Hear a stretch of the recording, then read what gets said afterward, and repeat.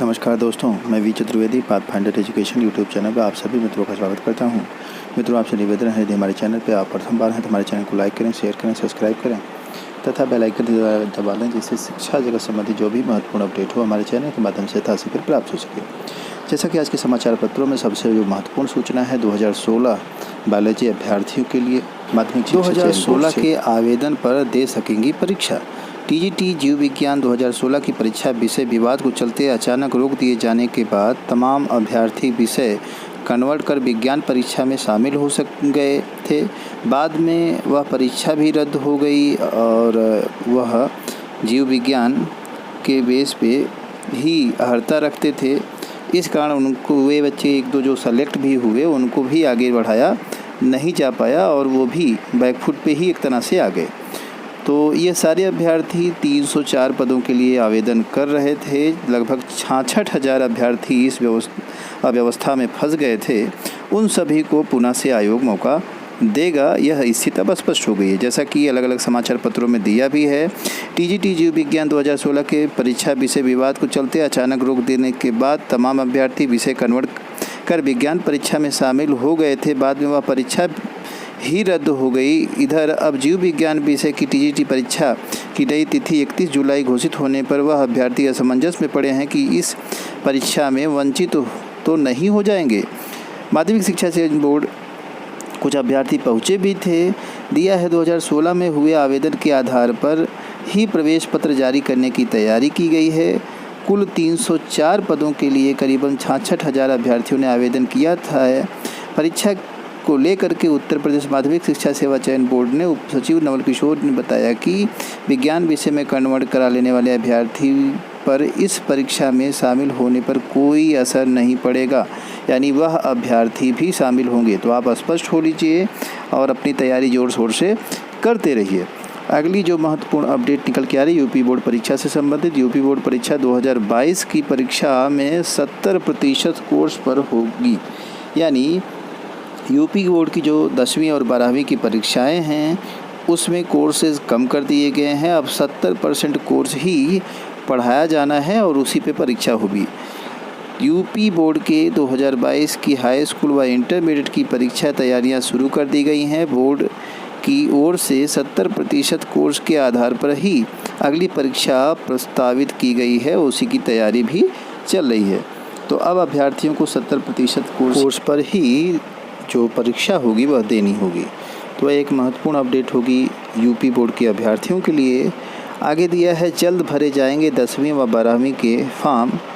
UP board 10वीं और 12वीं के जो बोर्ड फॉर्म है 2022 के लिए वह जल्द ही भरने की तैयारी है। साथ ही कक्षा 9वीं व 11वीं के जो रजिस्ट्रेशन है वह भी कराया जाएगा। बोर्ड ने पिछले साल 9 जुलाई को वेबसाइट खोली थी।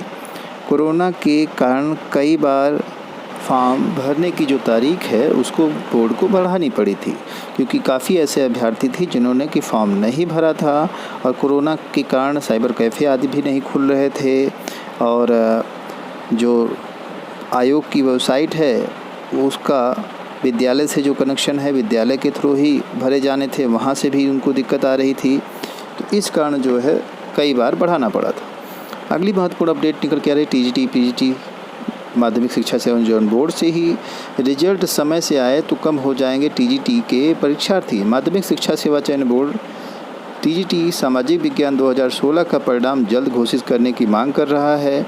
परीक्षार्थियों का कहना है कि चयन बोर्ड टीजीटी सामाजिक विज्ञान 2016 का परिणाम जुलाई के भीतर ही जारी करने की बात कर रहा है।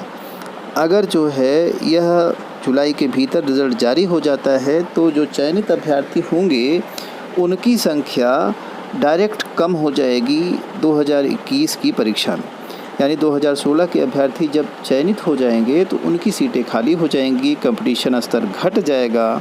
यह मामला सामाजिक विज्ञान और कला आदि का है और सही भी है। अगर इनका रिज़ल्ट जारी कर दिया जाए तो अभ्यर्थी, हालांकि इनका इंटरव्यू आदि हो चुका है, बस रिज़ल्ट की ही बात है। कुछ लोगों का रुक गया था, बाकी जो है ज़्यादा से ज़्यादा लोगों का हो गया है। बस रिज़ल्ट की बात है, रिज़ल्ट क्लियर कर दिया जाए तो अभ्यर्थियों की जो फाइटिंग है वह कम हो सकती है।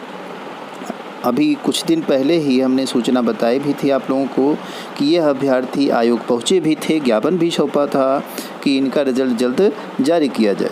तो अगर रिज़ल्ट जारी कर दिया जाता है तो अभ्यर्थियों की जो कंपटीशन है वो कम हो जाएंगे 2021 के लिए, और यह एक अच्छी खबर होगी और आयोग को कहीं ना कहीं इस पर विचार करना चाहिए और जल्द ही इनके रिज़ल्ट जारी करनी चाहिए।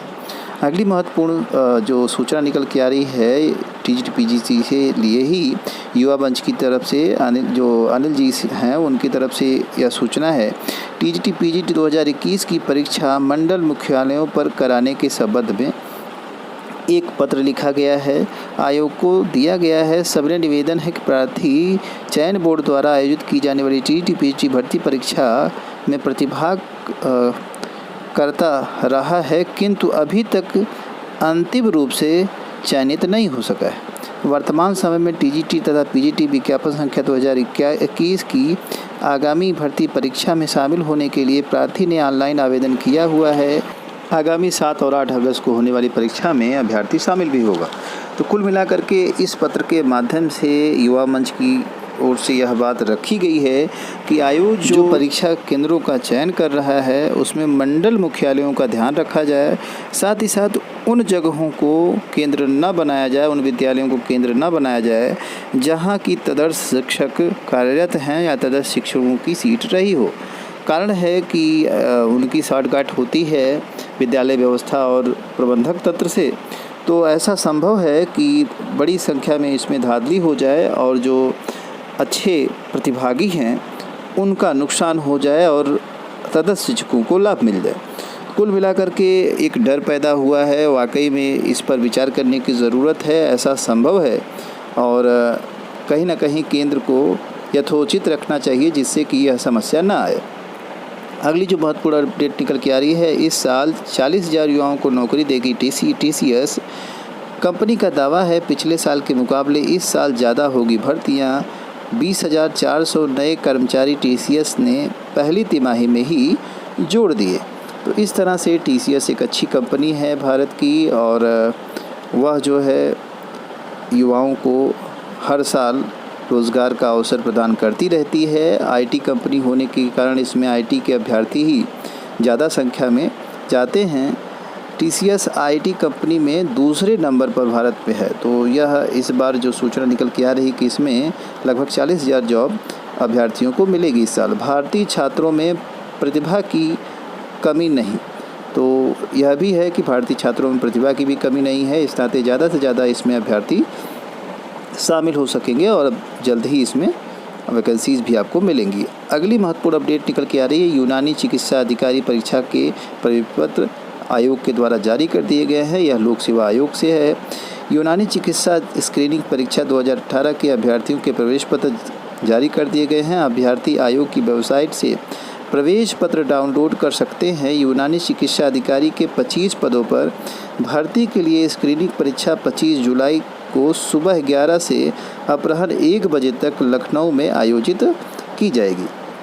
तो यह एक महत्वपूर्ण अपडेट होगी कि जो यूनानी चिकित्सा अधिकारी परीक्षा है वह जो है होने वाली है और यह 2018 की परीक्षा है। अभ्यर्थी काफ़ी इसका इंतज़ार भी कर रहे थे, तो आप अपने प्रवेश पत्र डाउनलोड कर सकते हैं और अगली श्रेणी में स्क्रीनिंग वाली परीक्षा में शामिल हो सकते हैं।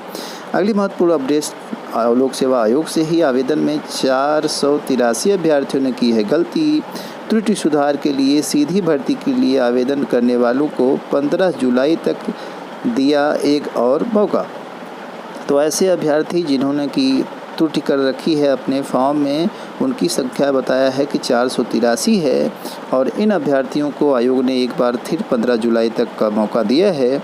यह अपनी त्रुटि सुधार कर सकते हैं। अगली जो महत्वपूर्ण अपडेट निकल आ रही है 69,000 शिक्षक भर्ती से संबंधित। शिक्षक भर्ती में नियमानुसार दिया गया आरक्षण, इस आरक्षण को लेकर के काफ़ी विवाद फैला हुआ है। अभ्यर्थी लगातार प्रदर्शन कर रहे हैं, प्रदेश सरकार भी इससे परेशान है कि आखिर मामला क्या है। उसी पे प्रदेश के जो प्रवक्ता हैं, उन्होंने स्पष्टीकरण देते हुए कई बातें बताई हैं। प्रदेश सरकार का दावा है कि बेसिक शिक्षा परिषद 69,000 सहायक अध्यापक भर्ती में नियमानुसार अक्षर देकर के भर्तियां की गई हैं। सरकार के प्रवक्ता ने कहा कि कुछ गलत तत्व आंकड़े पेश कर भ्रम पैदा कर रहे हैं। तो इस तरह से सरकार और प्रवक्ता की तरफ से यह बयान हो रहा है कि कुछ गलत लोग ऐसे हैं जो कि भ्रामक स्थिति पैदा कर रहे हैं, बाकी कोई विवाद इसमें आरक्षण का लेकर के नहीं है।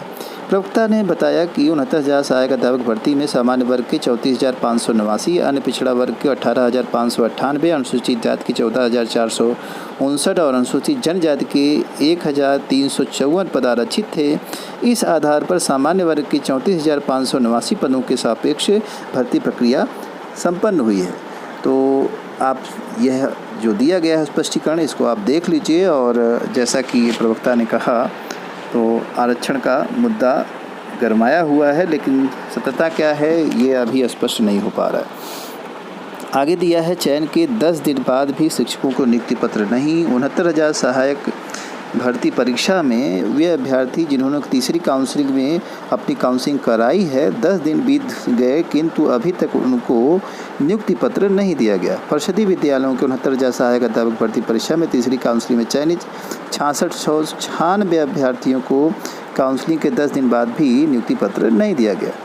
अगली महत्वपूर्ण अपडेट निकल के आ रही है, 2 से अधिक बच्चे तो सरकारी नौकरी से वंचित होंगे, ऐसी सिफारिश की गई है। राज्य विधि आयोग ने सिफारिश की है कि एक बच्चे की नीति अपनाने वाले माता पिता को कई तरह की सुविधाएं दी जाएं। 2 से अधिक बच्चों के माता पिता को सरकारी नौकरी से वंचित रखा जाए, वहीं नहीं उन्हें स्थानीय निवास चुनाव लड़ने से रोकने समेत कई तरह के प्रतिबंध लगाए जाएं। तो उत्तर प्रदेश में अगर यह नियम लागू हुआ तो सिर्फ 2 बच्चों पर ही नौकरी मिल पाएगी। इन्हीं सारी महत्वपूर्ण सूचनाओं के साथ सूचना सुनने के लिए आप सभी मित्रों का बहुत बहुत धन्यवाद। हमारे चैनल को लाइक, शेयर और सब्सक्राइब करें। Thank you very much.